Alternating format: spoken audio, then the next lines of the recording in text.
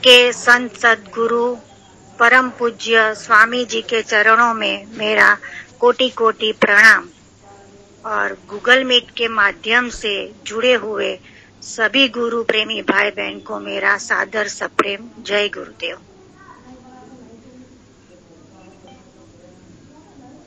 वैसे तो मालिक की महिमा सुनाना मेरे बस की बात नहीं है। मैं जो मालिक की दया महर जो मेरे साथ हुई है वो मैं उन अनुभव आपको बताना चाह रही हूँ। बहुत दिनों से सोच रही थी कि मैं कुछ सुनाऊं करके मालिक की महिमा। हम मालिक के शिष्य है तो मालिक का गुणगान हम नहीं करेंगे तो कौन प्रेमी करेगा। जय गुरुदेव। मैं जब छोटी थी 9वीं कक्षा में पढ़ रही थी तो उससे पहले हम 7वीं 8वीं कक्षा में पढ़ रहे थे, तब से हम कान की बालियां बनाने का काम करते थे अपने घर पर। तो कान की बालियां बनाने का काम करते थे और हमने अपनी मेहनत से, मैं और मेरा भाई दोनों करते थे, तो मेहनत से हमने रुपया इकट्ठा किया था और उससे हमने एक सोने की चेन खरीदी थी जो 6500 रुपए की थी और जो पेंडल था वो 700 रुपए का। तो इस तरह से हमने वो पहली मेहनत की कमाई वो चेन थी वो पहनकर हम मथुरा भंडारे पर, दादा गुरु के भंडारे पर गए थे। तो वहाँ सत्संग सुनते सुनते स्वामी जी ने मन से ये कहा कि यहाँ बच्चों सोना पहनकर आने की कोई जरूरत नहीं है। यहाँ आपको पता नहीं है कि कैसे कैसे लोग यहाँ आते हैं, तो आपका अगर कुछ चोरी हो जाए तो यहाँ पहनकर आने की क्या जरूरत है। तो तब तो मुझे इतना कुछ ज्ञान नहीं था, तो पहन कर तो मैं चली गई। फिर सत्संग खत्म हुआ, हम सब अपनी टेंट की ओर जाने लगे। वहां से मैं पानी भरने के लिए, वहां जब नल जो टेंट बनाए थे गुजरात वालों के और दूसरे राज्यों के, तो उसके बीच में सब नल लगाए हुए थे, तो वहां मैं पानी भरने के लिए चली गई। तो पानी भरते समय जैसे ही मैं पानी भरने लगी तो मुझे ऐसा लगा कि जैसे मेरे गले से कोई सांप सरक गया हो। तो मैं ऐसे हाथ लगाया मैंने गले पर, तो देखा तो मेरी सोने की चेन नहीं थी। तो वो चैन नहीं थी तो मैंने अपने पीछे वाली बहन को ही पकड़ लिया। देखिए अब मैं 9वीं कक्षा में पढ़ रही थी, मुझे कुछ ज्ञान नहीं था, लेकिन मालिक की दया देखिए कि मैंने पीछे वाली बहन जी को ऐसे ही कसकर पकड़ लिया और मैंने कहा कि मेरी चैन आपने ही ली हुई है। तो वो बहन जी ने कहा कि मैंने तो नहीं ली, और सभी के नल खुले छोड़ दिए थे और सभी बहनें देखने लगी मेरी ओर, और मैंने झट से उनको ऐसे ही पकड़ लिया। तो वो समझ गई कि वो मैं पकड़ी जाऊंगी, तो उन्होंने चैन नीचे गिरा दी और मुझे चैन तो मालिक की दया से मिल गई। और वो पेंडेंट भी जो था तो वो भी पानी के बहाव में चलते चलते वो किनारे पर चला गया था, तो वो भी मालिक की दया से मिल गया। फिर कार्यालय के लोग आए और वो बहन जी को लेकर गए, लेकिन तब से मैं ये सोचती रही कि भाई मुझे तब तो कुछ नहीं पता था, कि कुछ ज्ञान भी नहीं था कि इस तरह से मालिक की दया हमारे पर हुई थी। तो फिर बाद में मैंने अभी जब ये सत्संग सब सुनना बार बार शुरू किया, तब मुझे एहसास हुआ कि भाई मालिक की दया महर कि किस तरह से सभी जीवों पर करते हैं। ऐसा नहीं कि मेरे पर ही, कहाँ मैं छोटी बच्ची और कहाँ वो जो औरतें जो शादीशुदा वाली, और तो उन्होंने जो मेरी चैन खींच ली तो मैंने किस तरह से उनको पकड़ लिया। वो मालिक की दया महर थी, ना ही मेरे अंदर वो शक्ति मालिक ने भरी थी, तब मैं ये कर पाई। तो कहने का मतलब है कि भाई स्वामी जी हम सभी जीवों पर बहुत बड़ी दया, उन्होंने बहुत बड़ी दया कृपा की, लेकिन हमने तब मालिक की कदर नहीं जानी और पहचानी नहीं।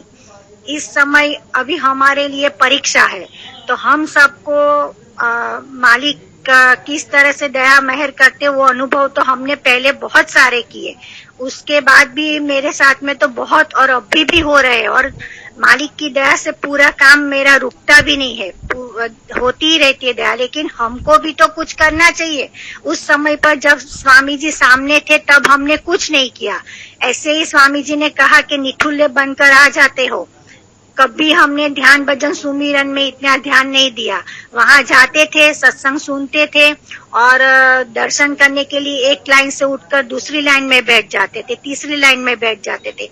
अब जाकर जब सत्संग सुनते हैं तब पता चला कि मालिक ने कितना कष्ट हमारा सहा और हमने मालिक के पैरों में ऐसे नाखून लग जाते थे हमारे, और मालिक के अंदर पूरे शरीर में जहर फैल जाता था। वो हमारे सब कर्मों का बोझ मालिक अपने सर पर उठाते रहे और हमने कुछ नहीं। हमको तो ऐसा ही लगा कि गुरु मिल गए और स्वामी जी का सत्संग, वो भी सत्संग सुनते थे लेकिन परमात्मा की कोई चीज हम लेकर नहीं आते थे। केवल वो भौतिक संसार की बातें जो स्वामी जी बताते थे वो हमको ऐसा लगता था कि भाई नहीं, हमने और बहुत छोटे थे इसीलिए इतना सारा ज्ञान भी नहीं था। ऐसे समझ नहीं आ रहा था कि भाई गुरु है, गुरु ने सब कुछ कहा है, मालिक ने सब कुछ जो हमें रास्ता दिखाया उसको उस तरह से हमको चलना चाहिए। फिर जाकर के धीरे धीरे धीरे हमारे अंदर परिवर्तन हुआ। फिर हमारी शादी होने को आई तो बहुत सारे रिश्ते आते थे, लेकिन पापा को किसी प्रेमी ने, वैसे ही मान लीजिए वो भी सत्संगी प्रेमी ही थे, तो उन्होंने कहा कि आपके लिए बोले हमारी समाज का ही बोले कि आपको रिश्ता दिखाता हूँ। तो पापा वहां देखने के लिए गए। कोई मानते तो नहीं थे लेकिन स्वामी जी का फोटो घर पर लगाया हुआ था घर के अंदर। तो मेरी सास की सास थी, उनको एक बार मथुरा वो हमारे जो दूसरे गुरु प्रेमी भाई है वो लेकर गए थे उनको, तो उनके जमा ही लगते हैं रिश्ते में। तो वो उनको लेकर गए थे, तो वो फोटो देख करके मेरे पापा ने मेरी शादी तय कर दी थी स्वामी जी की फोटो देख करके। तो बोले ये सभी परिवार वाले मालिक को मानते हैं, लेकिन मानते एक ही थे, बाकी कोई मानता नहीं था। हुआ यूं कि जब मेरी शादी तय हुई, शादी भी हो गई, उसके 2 या 3 दिन बाद ही स्वामी जी यहाँ सूरत में आने वाले थे। तो फिर बाद में मैं और मेरी सास तो जा ही रहे थे और मेरे हस्बैंड को भी पापा ने कहा था कि आप जरूर आइएगा, ऐसा आपको दोबारा मौका मिलेगा नहीं, और स्वामी जी सामने चलकर आपको आशीर्वाद देने के लिए यहाँ सूरत में आ रहे हैं। तो हम लोग तो, मैं और मेरी सास चली गई थी लेकिन मेरे हस्बैंड नहीं आए थे। तो वो भी उस समय पर कॉलेज कर रहे थे और उसके बाद में पार्ट टाइम जॉब कर रहे थे। फिर मेरे पापा ने उस समय पर मेरी सास के सामने इतना डांटा था जोर से, मान लीजिए कि इतनी पूरी शक्ति पापा के अंदर आ गई थी कि बोले आप समझते क्या हो हमारे परम पिता परमात्मा को, आपने अभी उनको पहचाना नहीं। शादी के 2 ही दिन हुए थे। मैं घबरा गई कि घर पर जाकर कुछ सास घर में बता देगी और मेरा रिश्ता टूट जाएगा, ऐसा कुछ भी, क्योंकि हम गुरु को मानते थे, वो लोग मानते नहीं थे। फिर थोड़े दिन के बाद मेरे पापा को किसी हमारे ससुराल में से मैसेज गया, तब तो फोन की सुविधा भी नहीं थी, तो कोई मिले होंगे, उन्होंने बताया कि आपकी लड़की वहाँ बोले दुखी है, इतना उनका ख्याल ससुराल में रखते नहीं है।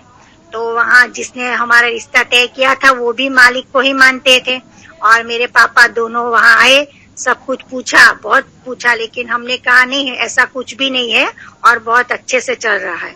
तो वो भी मालिक की दया समझिए, क्योंकि पापा ने डांट दिया था और उसके बाद में किसी ने ये कह दिया तो पापा को ये लगा कि भाई परेशान होगी बेटिया, लेकिन मालिक की बहुत बड़ी दया, तो उसके आधार पर मेरा अभी तक का सफर तो बहुत अच्छे से गुजर गया है और बहुत घर के लोग भी बहुत अच्छे हैं और सभी लोग मानते हैं।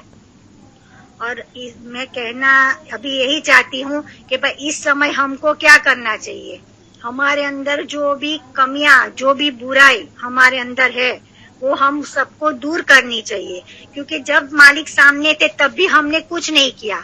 तो मेरे ख्याल से मालिक ने लीला भी इसीलिए ही की हुई है, क्योंकि इतना सारा सब कुछ हमको मिल जाने के बाद भी हमने उस समय पर परमात्मा का रास्ता जो बताया उस रास्ते पर हम नहीं चले। इसलिए स्वामी जी ने ये लीला की है कि हमारे सामने तो ये लोग कुछ करने वाले नहीं है, तो वो दर्द अब हमको महसूस होता है। इसीलिए अभी का समय जो बचा हुआ है तो ऐसे न जाने दे सकते, और ध्यान भजन सुमिरन हमको रोज करना चाहिए नित्य नियम से। परमार्थ का रास्ता हमको मिल गया है तो हमको उस रास्ते पर चलना चाहिए। निंदा बुराई किसी की नहीं करनी चाहिए और सब कुछ हमारे अंदर बहुत कुछ भरा पड़ा है। मैं ये नहीं कहती हूँ कि मैं बहुत अच्छी थी पहले से, मेरे अंदर बहुत सी कमियां थी। तो ये मोबाइल के माध्यम से जब ये ऑनलाइन सत्संग है, ये ग्रुप बने हुए हैं, मालिक के वचन सुनते सुनते पहला रास्ता ही और सीढ़ी चढ़ने की यही है। हमको हर तरह की जो लिंक आती है अगल बगल में, जहाँ भी हमारे यहाँ सत्संग होते हैं तो वहाँ हमको जाना चाहिए और सत्संग सुनना चाहिए। रोज रोज सत्संग सुनोगे तो अब हमारे अंदर की जो बुराइयां है, कमियां है, वो सत्संग के माध्यम से दूर होती जाएगी और हम दीन बनते जाएंगे। क्योंकि हमारे अंदर अभिमान, अहंकार, राग, द्वेष, ईर्षा, किसी की निंदा करना, फिर ये अध्यक्ष, उपाध्यक्ष, ये बड़े वो बड़े, अभिमान, ये सब हमारे अंदर, किसी में कोई 4 बुराइयां होती है, मेरे अंदर कोई 4 अलग बुराइयां होती है। इसीलिए हम किसी की निंदा करके उनका बोझा हमारे ऊपर लेते, हमारा खुद का तो धुला हुआ है नहीं और दूसरों का चढ़ाते हैं हमारे ऊपर। तो हमको बेहतर यही करना चाहिए कि भाई हम बुरे हैं तो हमारे अंदर की कमियों को निकालो। सामने वाला तो सही है, अगर सही ना भी हो तो वो उनको मालिक देख लेंगे। हमारे अंदर की कमियां है वो उनको दूर करनी चाहिए। हमारे अंदर की कमियां हम दूर करते नहीं है और दूसरों की कमियों को देखते रहते हैं। तो ये नहीं करना चाहिए, क्योंकि परमार्थ के रास्ते में जब तक हम दीन नहीं बनेंगे, हमारे अंदर की ये सब कमियां खत्म नहीं होगी, तब तक हम सीढ़ी चढ़ नहीं पाएंगे। और पहली सीढ़ी हमारी यही है कि हमको रोज सत्संग सुनना। और स्वामी जी कहते हैं कि बच्चा जय गुरुदेव बोलोगे अंत समय में तो मैं आपके सामने मुझे आप खड़ा पाओगे, मैं आपको मिलूंगा। और जय गुरुदेव नहीं बोलोगे तो मैं आपको नहीं मिलूंगा। तो लेकिन जय गुरुदेव बोलोगे तो मिलूंगा, लेकिन जय गुरुदेव जबान पर आएगा ही नहीं। तो अभी स्वस्थ शरीर है, हम सब कुछ कर सकते हैं, तब भी हम जय गुरुदेव नहीं बोलते हैं तो अंत समय में कैसे बोल पाएंगे? हमारे मुख से, हमारी जीवा से जय गुरुदेव निकलेगा कैसे नाम? जय गुरुदेव नहीं निकलेगा नाम तो मालिक आएंगे नहीं लेने के लिए। तो इससे बेहतर अब से रोज उठते बैठते सोते जागते काम करते समय अपना तो जय गुरुदेव नाम का सुमिरन होना चाहिए। और जो मालिक ने रास्ता दिया हुआ है वो मान लीजिए कि इतना ज्यादा नहीं कर पाए तो थोड़ा थोड़ा करके, धीरे धीरे करके तो उस रास्ते पर चलोगे तो आपको सफलता। ये स्वामी जी कहते हैं कि भाई आपका भौतिक और आध्यात्मिक दोनों आप धन कमा पाओगे। और भजन करोगे, पहले भजन करते रहे। भजन करने से आपकी अंदर की जो भी कमियां बुराई है वो सबको तो परमात्मा का रास्ता पाने। और भौतिक का जो यहाँ का है तो संसार का जो भी है आपकी परेशानी, दुख परेशानी, वो भी आपकी दूर हो जाएगी। और दूसरी बात है कि आत्म तड़प जब तक नहीं होती है तब तक हम कुछ नहीं कर पाते हैं। पहले मालिक के लिए हमारे अंदर प्रेम और विश्वास की कमी होगी। हम मालिक के सत्संग वचनों को नहीं सुनेंगे तो हमारे ऊपर काल भगवान हावी हो जाएंगे, क्योंकि काल का काम ही वही है। उन्होंने स्वामी जी कहते हैं कि भाई जो आपके बच्चे हैं, जो आपसे प्रेम करेंगे, आपके पर विश्वास करेंगे, आपका कहा हुआ मानेंगे, आदेश का पालन करेंगे, उनको तो मैं नहीं छेड़ूंगा। लेकिन आप जब वचनों से दूर हो जाओगे, मालिक के वचनों से, तो आपको काल घेर लेगा। तो इससे हम जब आत्म तड़प हो जाए तो मालिक को बर्दाश्त नहीं कर सकते। इसीलिए आप रो कि भाई पहले तो हमने कुछ नहीं किया। जब स्वामी जी सामने थे, मुझे 2 बातें मालिक की इतनी गहरी चोट दे जाती है। जब हम सत्संग सुनते थे वहाँ तो हमको ना घर की याद आती थी, बहुत छोटी थी मैं तो, फिर भी घर की याद नहीं आती थी। तिथि वार त्योहार तारीख कुछ नहीं याद रहता था जब सत्संग सुनते थे तब। और जब मालिक सत्संग में बोलते थे, कहते थे, वचन सुनाते थे कि बच्चा आपकी तकलीफ से मुझे बेहद तकलीफ होती है। आज तक मुझे ऐसा कहने वाले कोई मिले ही नहीं, और दुनिया के लोग मिले लेकिन वो केवल अपना और उनका स्वार्थ का रिश्ता जैसे, तो वो इसके हिसाब से ही हम कर्मों के लेन देन से जुड़े हुए हैं। इसीलिए अगर कोई कहे, लेकिन मालिक जब ये कहते थे तो वो ये जो बातें जो थी सत्संग की, तो वो अब समझ में आ रही है धीरे धीरे करके। जब सत्संग हम सुनने लगे पूरे के पूरे, तब हमको धीरे धीरे, और मालिक के वचनों के आधार पर हम अगर वो रास्ते से अगर 1% भी अगर चल दिए तो मान लीजिए कि हमारा जीवन सफल हो गया। हम इतने सारे वचनों का पालन तो कोई नहीं कर पाएगा, लेकिन 1% भी अगर हम मालिक के वचनों के पर चले तो हमारा जीवन सफल हो जाएगा। और लास्ट में स्वामी जी, जब हम सत्संग खत्म, लास्ट दिन होता था 7वां दिन, वो भंडारा खत्म होने के तो स्वामी जी कहते थे कि बच्चों, आपका घर का, खेती का, ऑफिस का, दफ्तर का वो काम भी कितने दिनों से रुका पड़ा है, आप सब लोग शांति से अपने घर पर जाइए।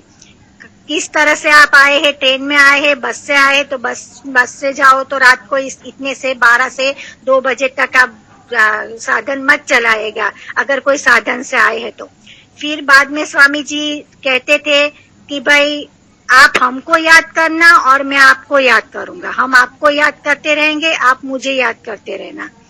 तो ये भी जब मालिक मुख से उनके वचन निकलते थे तो इतने हमारे अंदर की ऐसे रोम रोम, हमको इतनी तड़प और इतनी वेदना होती थी अंदर से कि भाई स्वामी जी के इस तरह से के। लेकिन तब के समय में हमने ध्यान भजन सुमिरन में, मेरी बात कर रही हूँ, सुमिरन तो मैं करती थी लेकिन मैं इतना ज्यादा ध्यान भजन में इतना ध्यान नहीं देती थी और वचनों पर। और जब ससुराल में चली गई तब तो मुझे जाने का इतना ज्यादा मौका नहीं मिलता था सत्संगों में। मेरे पापा के घर पे थी तो हर तरह से जैसी भी परिस्थिति आए, लास्ट मोमेंट पर अगर टिकट ना भी हो तो चालू टिकट लेकर भी हम लोग ऐसे डिब्बे के जो दरवाजा रहता तो उसके बगल में भी हम बैठ करके मथुरा भंडारे पर अवश्य मेरे पापा टिकट लेकर आते थे और हमको लेकर जाते थे।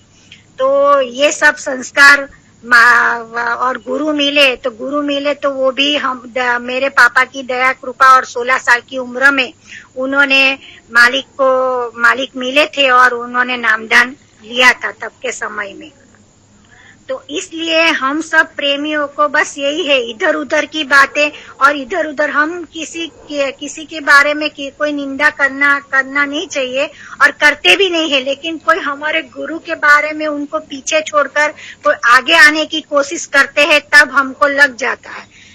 कितना भी मना करने के बावजूद भी मैं कभी ना कभी, आपने देखा होगा कि मैं लिख देती हूँ, क्योंकि मैं बर्दाश्त नहीं कर पाती हूँ कि इतना सब कुछ हमको स्वामी जी ने दिया, फिर भी आज इतना सब कुछ बिखर गया। इतना सब कुछ मालिक ने हमारे लिए कितनी मेहनत करी और इतना सारा इकट्ठा कर सब प्रेमियों को, जीवात्मा को मालिक ने इतने सारे प्रेमियों को नामदान दिया। आज सब लोग इतने इस तरह से बिखर गए, लेकिन वो दुख तो होता ही है। और अब के समय में अब मैं यही प्रार्थना करती हूँ, मैं मेरे लिए या हमारे परिवार के लिए स्वामी जी से कुछ नहीं मांगती हूँ, बस केवल अब एक ही है कि स्वामी जी आप जल्दी से आ जाइए। और जब तक हमको सत्संग नहीं मिलेगा तब तक हमारा परमात्मा नहीं बन सकता है। इसीलिए सत्संग पर जोर देना चाहिए। जब भी मौका समय मिले किसी भी लिंक के माध्यम से तो सत्संग में जुड़ जाना चाहिए। और सत्संग से ही समझ आएगी कि मनुष्य जीवन अनमोल है हमारे लिए और हम दुनिया में कहाँ फंसे हुए हैं। और बाकी जो है कि हम ऐसे दुनिया के सामानों पर अहंकार करते रहते हैं, तो अहंकार हमें दुनिया के सामानों पर नहीं करना है। हम आए भी खाली हाथ थे और जाना भी खाली हाथ थे। तो स्वामी जी ने जो हमको रास्ता बताया हुआ है उस रास्ते के भजन के लिए हमें अहंकार करना चाहिए, क्योंकि परमात्मा का रास्ता है तो वो फायदा करता है। परमात्मा के रास्ते में अहंकार करते वो हमको फायदा करता है, और स्वार्थ का जो अहंकार हम करते हैं तो वो हमको ऊपर उठने नहीं देगा, वो हमको दबा देगा। इसीलिए हम सबको इस तरह से मालिक का रोज रोज शुक्राना, सुबह शाम उठते बैठते समय क्या कुछ नहीं मालिक ने दिया हमको। गुरु मिल गए, गुरु के वचन इतने सारे मिल गए, नामदान की बख्शिश मालिक ने दे दी, इतने सारे ना चाहते हो, हमको तब ज्ञान नहीं था तो इतने सारे बस सब लोग बैठ जाते तो हम भी एक लाइन से उठकर दूसरी लाइन में, दूसरी लाइन से तीसरी लाइन में, बस यही काम किया है। जब स्वामी जी सामने थे तब कोई दूसरा नया काम किया ही नहीं है। स्वामी जी कहते थे कि बच्चों पास वालों से दूर वाले अच्छे, तो हमको बहुत अच्छा लगता था कि भाई हाँ पास वालों से दूर वाले अच्छे, स्वामी जी ने कहा। लेकिन ये अच्छा नहीं, स्वामी जी ने फिर बाद में ये भी कहा कि पुराने से नए अच्छे। इसका मतलब है हम इतने सारे पुराने, मान लिए कि मैं तो मेरी माँ के पेट में थी तब से ही स्वामी जी को मानती हूँ और मेरे पर आशीर्वाद मालिक का मिला हुआ है। और हमारे घर पर भी, मेरे पापा के घर पर स्वामी जी 2 बार आ गए हैं और वहाँ सत्संग सब कुछ हुआ था और मैंने मालिक का चरण भी धोए हुए हैं। पैर चरणों को धो करके वो पादुका भी मालिक को पहनाई थी। तो दया तो मालिक की रही, लेकिन हमने कदर नहीं जानी उस समय पर। जब हमको कदर करनी चाहिए थी तब हमने नहीं की। इसीलिए स्वामी जी ने ये खेल रचाया हुआ है कि भाई ऐसे ही सब लोग आते जाते रहेंगे लेकिन परमात्मा का रास्ता बनाएंगे नहीं तो जीवात्मा ऊपर कैसे जाएगी और पार कैसे होगी। तो हम सबको इधर उधर की बातें, इधर उधर जिसको जो करना है वो करने दीजिए, आप अपना कीजिए। मैं मेरी बात करती हूँ कि भाई हमको क्या करना है वो देखिए। स्वामी जी ने हमारे वचन तो मालिक के बहुत सारे हैं। पहले जैसे दूरदर्शी पार्टी, दूरदर्शी का भूमि ज्योतक खेतिहर काश्तकार संगठन, वो जो भी और जिसके बारे में जो भी वचन स्वामी जी ने वो मालिक को पता है कि भाई किस समय पर कौन से वचन और किस लिए कहे गए थे। तो हमको आज के समय में वो सब कुछ नहीं याद रखना, हमको केवल ध्यान भजन सुमिरन करना है, शाकाहारी का प्रचार करना है और जो हमारे अंदर जो कमियां है उसको हमें दूर करनी है, बाकी कुछ नहीं। जब तक दिन नहीं बनेंगे तब तक हम पर चाहे कितने भी। हाँ, और दूसरी बात ये है कि हम ये सोच ले कि हमको गुरु मिल गए, रास्ता भी मिल गया, अभी हमको क्या गुरु की जरूरत नहीं, हमने हम नामदान पा लिया है तो हम अपने आप से 2 घंटा 3 घंटा 5 घंटा बैठकर भी हम पार हो सकते हैं।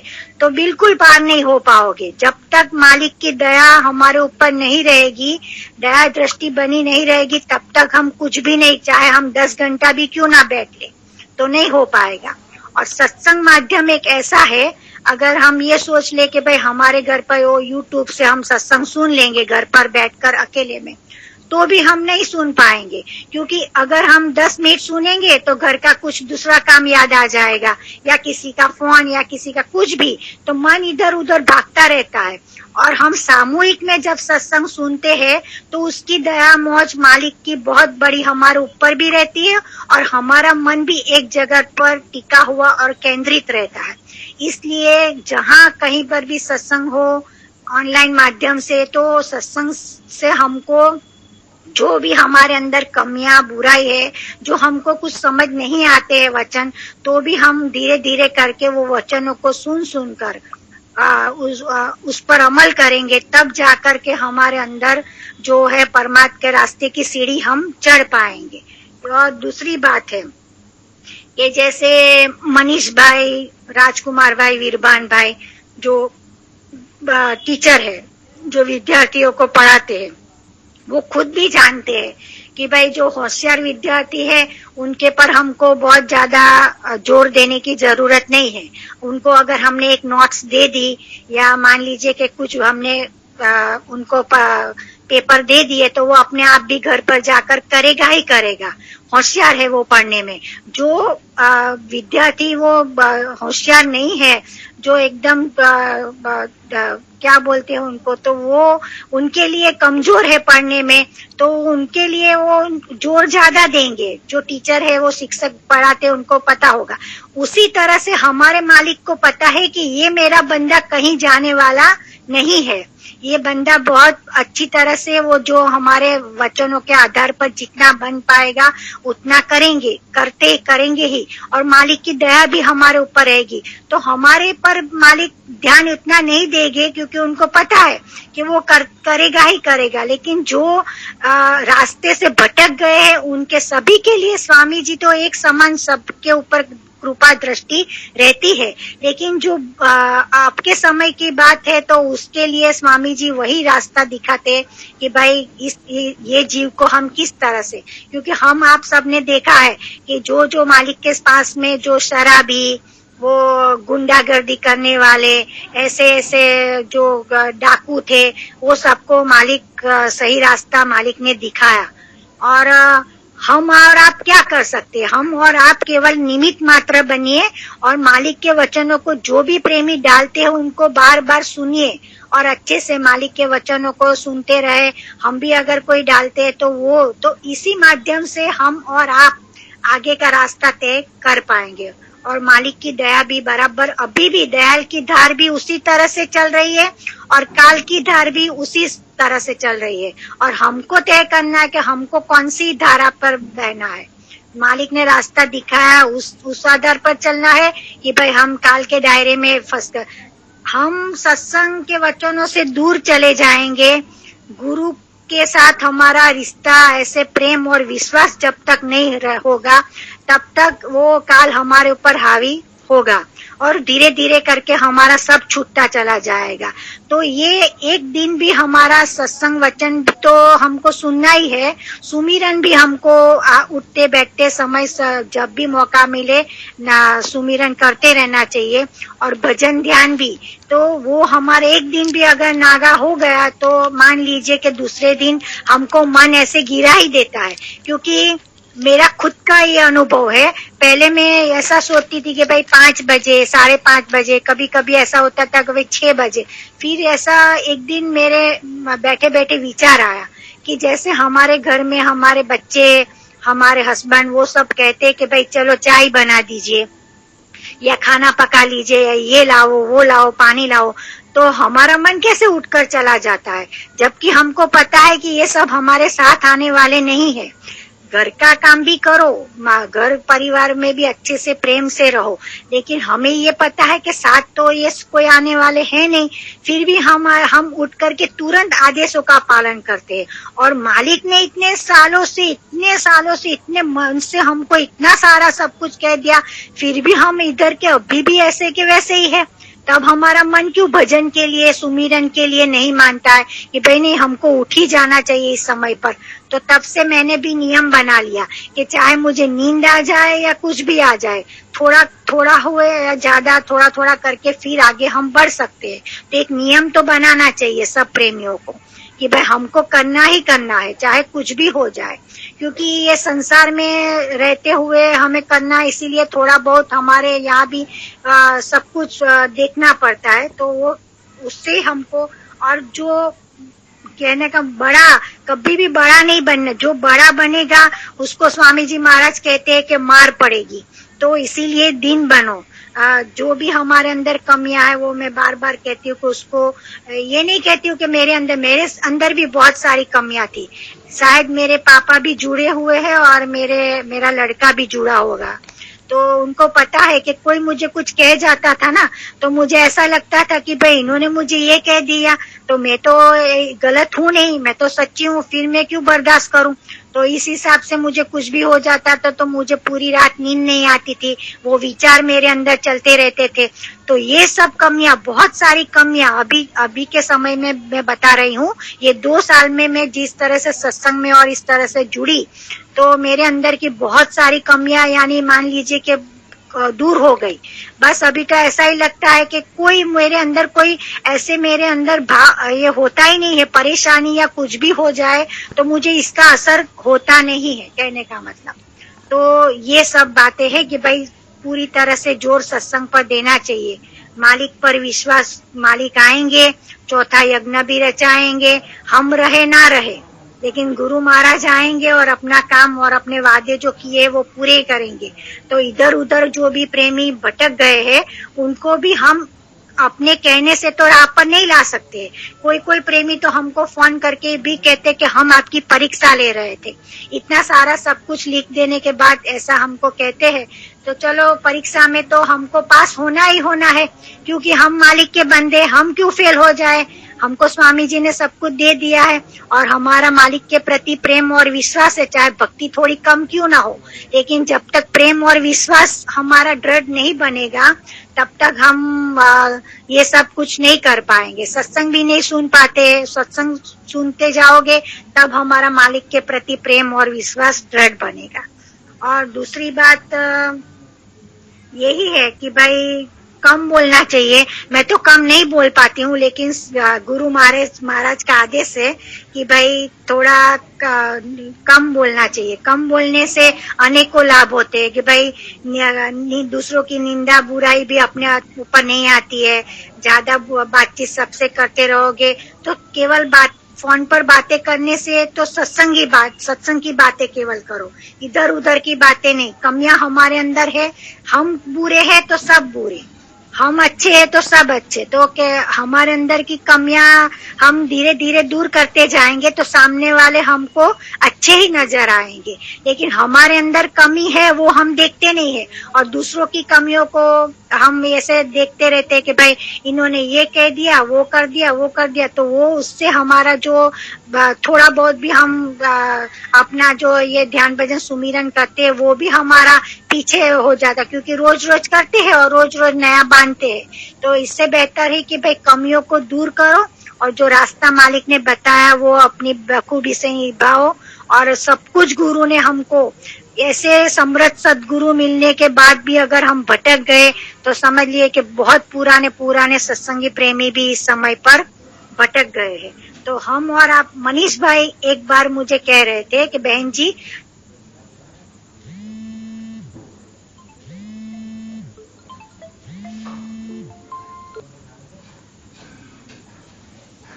क्योंकि मैं कभी भी काल के दायरे में नहीं आ सकती हूँ, क्योंकि मुझे पूर्ण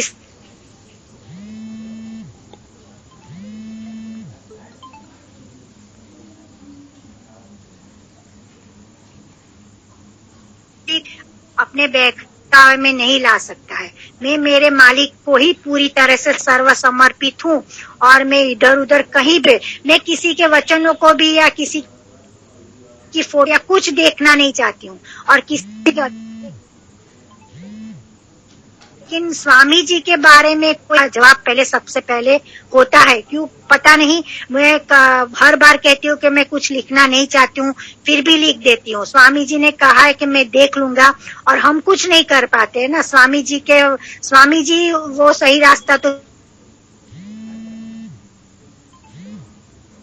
दिखाने वाले हैं, वो कर नहीं सकते। ऐसा हो जाता है कि भाई मैं बर्दाश्त नहीं कर पाती हूँ। जब भी मेरे मालिक के लिए कोई कुछ गलत तरीके का लिखा हुआ रहता है तो मेरे बर्दाश्त के बाहर है वो। मैं उसके पर चाहे उसको कोई निंदा कहे या आलोचना कहे या उसकी जो भी सजा मुझे मिले, लेकिन मैं वो बर्दाश्त नहीं कर पाती हूँ।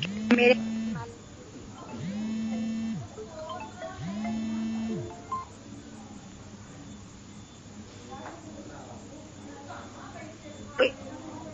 क्योंकि स्वामी जी ने जब भविष्यवाणियां इतनी सारी कर दी थी तब तो मेरा जन्म भी नहीं हुआ था। अभी एक कोरोना की महामारी आई तो क्या देखिए कि मालिक ने हमारे ऊपर कितनी कृपा दृष्टि मालिक की कि हम सब बच गए। कैसे सब लोग तो कहते थे कि भाई साग भाजी सब्जी लाओ, दूध लाओ, उसको भी बोले थैली या दो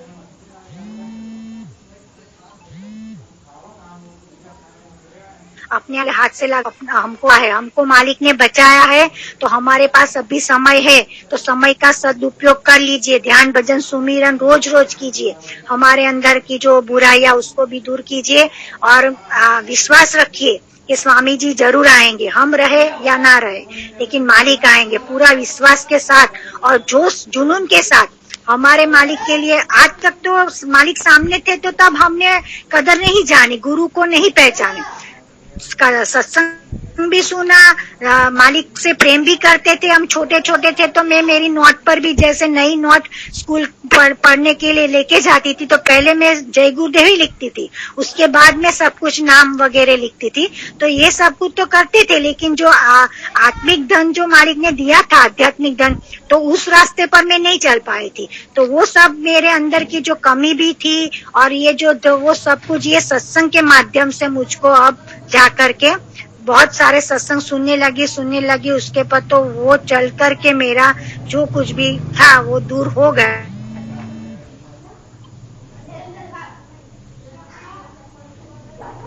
तो आप सबका भी आपस में, हम जब मालिक को मानने वाले प्रेमी है तो आपस में राग द्वेष ईर्ष्या ये सब नहीं होना चाहिए, एकता के सूत्र में बन जाए तो कोई हमको, क्योंकि हमारे अंदर ही हम मालिक को मानने वाले, उसके अंदर ही कोई ऐसा वैसा कुछ ये सब बोलते रहते, तो ये नहीं होना चाहिए। सब लोग एक सूत्र में बन जाइए, तभी हम मालिक के वचनों का पालन भी कर सकेंगे, उस रास्ते पर भी चल सकेंगे, मालिक पर हमारे पर प्रेम बरसाएंगे, क्योंकि मालिक जानते कि भाई ये बंदे हमारे सही सलामत और सच्चे हैं। जो भी मैंने आज कुछ भी कहा है तो ना ही मेरे अंदर की भाई कोई भी मिलोनी नहीं है, और मैंने कभी इस माध्यम से कभी कोई हिम्मत में 4-5 दिनों से ऐसा सोच रही थी कि इस रविवार को मैं कुछ मालिक की महिमा के गुणगान करूं। बहुत सारे अनुभव है, अनुभव तो ये ऐसे है कि जैसे मेरा डिलीवरी का समय आ गया था तो हमारी परिस्थिति तो बहुत कम गुजारा हमारा होता था, कमाई भी बहुत कम थी, मेरे पापा ही अकेले कमाने वाले थे और मैं इतना सारा काम करती थी तो सब गांव वाले सब यही कहते थे कि भाई ऐसे नॉर्मली डिलीवरी हो जाएगी। हुआ यूं कि हम अस्पताल में गए और डॉक्टर ने कह दिया कि भाई, मुसलमान डॉक्टर थी, और उन्होंने बता दिया कि ये बच्चे को तो अंदर ही बोले टॉयलेट हो गया है और उनके जो नाड़ है वो ऐसे माँ और बच्चे के साथ में 2-3 बार ऐसे गोल गोल घूम कर वीट गई है, तो बोले सीजर करना पड़ेगा। तो सीजर करने का कहा तो मेरे तो होश ही उड़ गए। मेरे पापा ने वो 3,000 रुपए रखे थे, उस समय में नॉर्मल डिलीवरी के 3,000 रुपए होते हैं और हुआ 18,000 रुपया। जैसे बच्चे का जन्म हुआ तो मेरे को तो वो बेहोश कर दिया था। जब भान में आई तो मैंने पहले सबसे, मेरे को खुशी क्या हुआ है उसका नहीं हुआ था, बच्चा हुआ, लड़का या लड़की हुई है उसकी खुशी नहीं हुई थी, मुझे अंदर ही अंदर यही था कि भाई इतना क्या हुआ, सीजर हुआ या नॉर्मल हुई डिलीवरी। तो डॉक्टर ने, वो नर्स ने बताया कि भाई सीजर हुआ है। तो मैं घबरा गई कि मेरे पापा पैसा कैसे इकट्ठा कर पाएंगे इतने सारे। तो जाकर के मेरे मालिक के बहुत सारी, मुझे मालिक ने पहले से ही हिम्मत देकर रखी है। तो मैं अस्पताल में जब ऐसे थी तो मैंने सोचा कि भाई एक चिट्ठी मैं डॉक्टर को लिखूं कि भाई मेरी परिस्थिति इस तरह से हमारे घर की है तो हम थोड़ा थोड़ा करके आपको चुकता कर देंगे। तब डॉक्टर ने जाकर के सबको, जो हमारे रिश्तेदारों सब आए थे देखने के लिए, उनको बाहर भेज दिया और मैंने चिट्ठी भी दे दी और डॉक्टर से कहा। तो डॉक्टर कभी वो जो अगल बगल के जो पहचान वाले थे वो बता रहे थे कि वो तो पैसे के मामले में रुकती नहीं है, बोले पहले पूरा पैसा पेमेंट करो फिर ही आपको जाने देंगे। तो मैंने डॉक्टर को बताया कि ऐसी ऐसी परिस्थिति है और चिट्ठी भी दे दी। तो डॉक्टर ने कहा कोई बात नहीं, आप 2 महीने के अंदर आप चुकता कर देना, 18,000 आपका बिल है। यहाँ तक महीने में खर्चे। तो ये सब मौज और दया किसकी? मालिक की दया। हम और आप क्या कर सकते हैं? जब तक मालिक की दया नहीं होगी तब तक हम कुछ भी नहीं कर पाते। इसीलिए हमको मालिक के प्रति प्रेम और विश्वास इतना होना चाहिए कि कोई भी हमारे सामने आ जाए तो हम गर्व और इतने जोश और जुनून, जो भी कुछ कहा है वो खत्म करती हूँ जाने अनजाने में। क्यों मैं कुछ मेरे से ऐसे बोला तो नहीं जाता है, मैं पहले शुरुआत में तो थर-थर कांपने लगी, लेकिन मालिक की दया से इतना आधे घंटे का बोल लिया। कुछ भी कमियां मेरे अंदर रह गई हो तो मुझे मेरे मालिक भी माफ करें और ये जो लिंक के माध्यम से जुड़े हुए गुरु भाई बहन है वो भी मुझे माफ कर देंगे। जय गुरुदेव।